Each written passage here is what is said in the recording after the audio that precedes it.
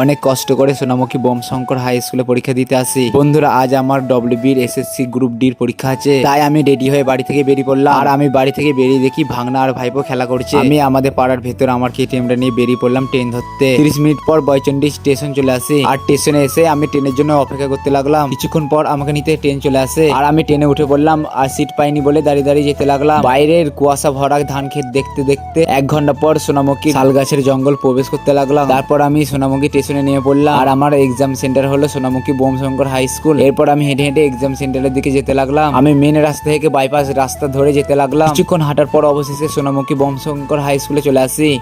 আমার পরীক্ষা দেওয়া কমপ্লিট, এবার আমাকে বাড়ি যেতে হবে। তাই স্কুল থেকে আমি বেরিয়ে পড়লাম আর হাঁটতে হাঁটতে স্টেশনের দিকে যেতে লাগলাম। তারপর সোনামুখী স্টেশন চলে আসি। আর স্টেশনে প্রচুর ভিড়, এখানে একটাও দাঁড়ানোর জায়গা নেই। তারপর ট্রেন চলে আসে। তারপর আমি ট্রেনে উঠে পড়লাম। দাঁড়িয়ে দাঁড়িয়ে বাইরের ভিউ দেখতে দেখতে বয়চন্ডী স্টেশন চলে আসি। আমি ট্রেন থেকে নিয়ে পড়লাম আর কেটিএমটা নিয়ে বাড়ির দিকে রওনা দিলাম।